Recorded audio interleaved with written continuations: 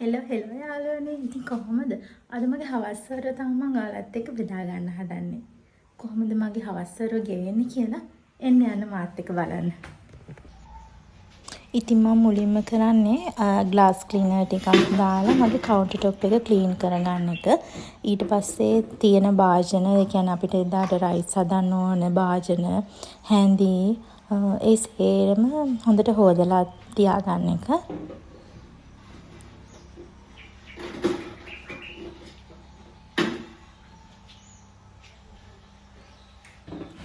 ඉතින් ඔයාලා මොකද කරන්නේ හවස්වරුවට? ගෙදරට වෙලා ඉන්නවද? ගෙදර කෑම බීම හදලා එක්කෝ නැත්නම් මොකක් හරි බිස්නස් එකක් කරනවද?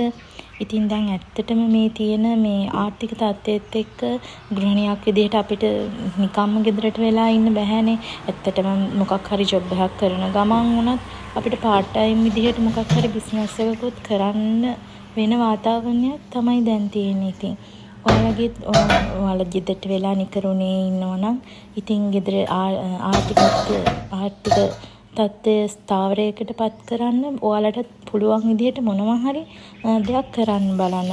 ඒ කියන්නේ ඔයාලට පුළුවන් පොඩිවට ආපකඩයක් දාගන්න. එහෙම නැත්නම් හවසට සුප් වගේ දෙයක්. එතකොට වඩේ, එහෙම නැත්නම් කඩල වගේ ගෙදර ඉස්සරහා පොඩි, ඒ කියන්නේ පොඩි පොල් අතු වලින් හදපු කෑල්ලක් වුණත් කමක් නැහැ. ඒක පිරිසිදුව පිළිවෙලට තියෙනවා නම් ඇත්තටම මිනිස්සු එතෙන්ට ඇවිල්ලා එක දවසක් කෑවොත් එතන රසයි පිරිසිදුයි පිළිවෙලයි වගේ නම් ආයෙත් දවසක් එතන හොයාගෙන මෙන්න බලනවා. එහෙනම් තමන්ට පුළුවන් නම් කැවිලි හදන්න ඒ වගේ දෙයක් පටන් ගන්න. එහෙම නැත්නම් රෝල්ස්, පැටිස් ඒ වගේ දේවල් හදන්න පුළුවන් නම් ගෙදර උදේ නිකන් ඉන්න එකනේ. බබාලා ඉස්කෝලේ යවුවාම එහෙම නිකන් ඉන්න දෙන්නේ. ඒ හින්දා ඔයාලට පුළුවන් නම් චුට්ටක් මේ ඒ වරු ඔයාලට රෙස්ට් කරන්න. පාන්දරම නැගිටලා කඩ එකට දෙකකට හරි කෑම දාන්න පුළුවන් විදිහට ඒ දේවල් ලෑස්ති කරගන්න. එහෙම නැතිනම් ගොඩක් ඔන්ලයින් ජොබ්ස් තියෙනවා.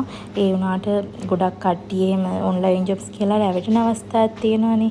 ඒ නිසා ඒවා ගැන පොඩි අධ්‍යයනයක් කරලා ඒ දැන් ෆ්‍රීලාන්සර්, ෆයිවර්, අප්වර්ක් වගේ වෙබ්සයිට් තියෙනවා. ඒ වගේ අපිට ස්කිල් එකක්, අපිට හැකියාවක් තියෙනවා නම් ඒ අපේ හැකියාව සෙල් කරන්න පුළුවන් ප්ලැට්ෆෝම් තමයි ඒවා. ඒ වගේ ඒවා ගැන පොඩ්ඩක් අධ්‍යයනය කරලා ඒ වගේ අපිට ගෙදර වැඩ කරගන්න පුළුවන්. ඒ කියන්නේ ගෙදර ඉඳන් අපිට කොහොමත් කරන්න පුළුවන් ඒවා. ඒ නිසා මම නම් කියන්නේ ගෙදර නිකන් ඉන්න කී අපේ ගෙදර වැඩ ටික කරලා, බබාලාගේ වැඩ කරලා, අපි ෆ්‍රී ටයිම් එකේ නිකන් ඉන්න නැතුව අපිට වැඩක් ගන්න පුළුවන් දෙයක් කරනවා නම් තමයි මම නම් කැමති.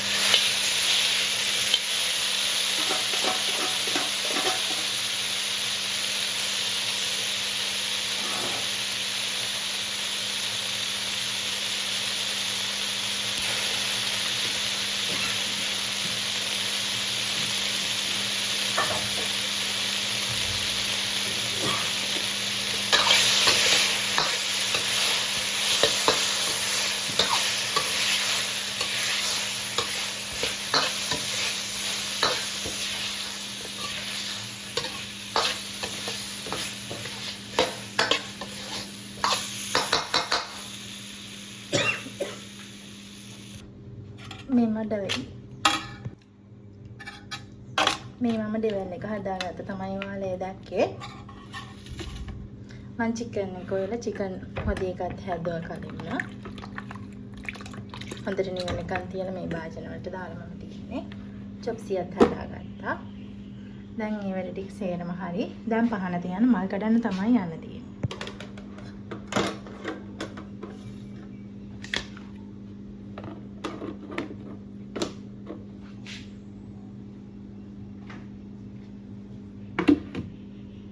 මේ තියෙන ඉඟුරු සුදු ලුණු පේස්ට් එක. මේක නම් මම ඊයේ හදලා ෆ්‍රිජ් එකට දැම්මේ.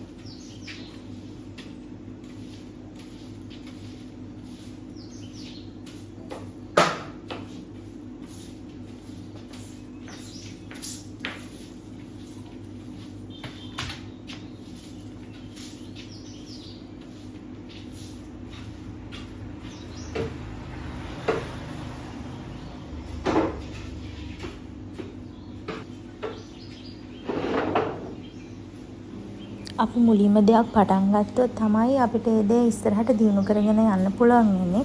අපි මුලින්ම හිතුවොත් අනේ අපිට අපි හිතමුකෝ මේ පොඩි බිස්නස් එකක් කඩයක් කියලා. අනේ අපිට සල්ලි නැහැ, අපිට මේක පටන් ගන්න විදිහක් නැහැ කියලා හිතුවොත් ඇත්තටම අපිට පටන් ගන්න විදිහක් නැහැ තමයි. ඒ වුණාට Tamanට තියෙන විදිහට චූටියට මුලින් මොකක් හරි ස්ටෙප් එකක් තිබ්බොත් අපිට ඒ ස්ටෙප් එක ඉස්සරහට දියුණු කරගෙන යනකොට තව මේ පියවරක් ඉදිරියට තියලා තව අපේ ව්‍යාපාරය වැඩි දියුණු කරගන්න පුළුවන්. ඉතින් මමත් මුලින්ම පටන් ගත්තේ කේක් හදලා බර්ත්ඩේ කේක් හදන්න තමයි මම මුලින්ම පටන් ගත්තේ. ඊට පස්සේ පීසා එතකොට රෝල්ස් පැටිස් ඒ වගේ දේවල් වල පාටිස් වලට හදලා දුන්නා. ඊට පස්සේ කඩවල් වලට මේ ස්පන්ජි ඒ වගේ දේවල් දැම්මා. වටඩප්පන් හැදුවා. ඊට පස්සේ තමයි මම අපි තේ කඩයක් දැම්මා. ගෙවල් ගාවම මෙතනම තේ කඩයක් දැම්මා. තේ කඩේ දාලා ටික දවසක් යනකොට තමයි අපි රයිස් කඩයක් දැම්මේ. ඉතින් එහෙම තමයි මුලින්ම ලොකුවට පටන් ගන්න බැහැනේ අපිට. ඒ හින්දා පොඩ තමයි ඉස්සරහට යන්න ඕනේ.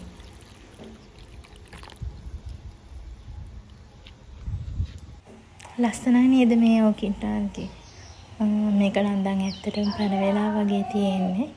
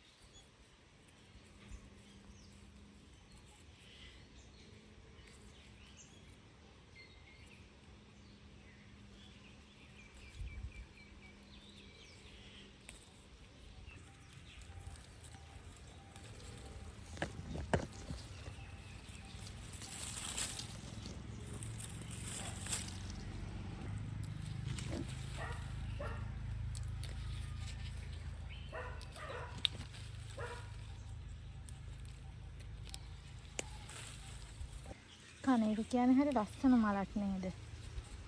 රතු පාට, රෝස් පාට, කහ පාට, සුදු පාට තියෙනවා. අපේ ගෙදරත් ඒ හැම පාටම තියෙනවා.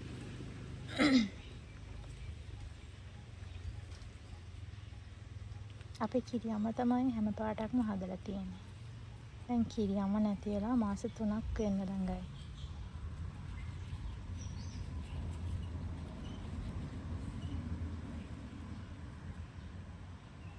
මේ අතේ තියෙන පාට ඒ ආගේ දාන්නට කිරියම්මගේ දාන්නට ගෙදර පේන්ට් කරනවා මේ දවස්වල අපි.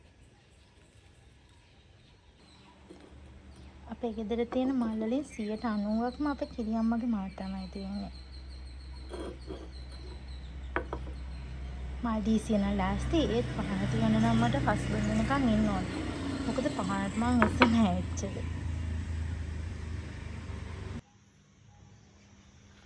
කඩේ වැඩ ටික ඉවර කරලා ආවිල්ලා මම චිකන් එකක් හැදුවා. ඒ හදනකොට අපේ අම්මා සම්මවල හදලා පපඩම් බැද්දා. ඉතින් අපි රැයටත් කන්න උයන්න ඕනේ වැඩ කරන ගමන්ම.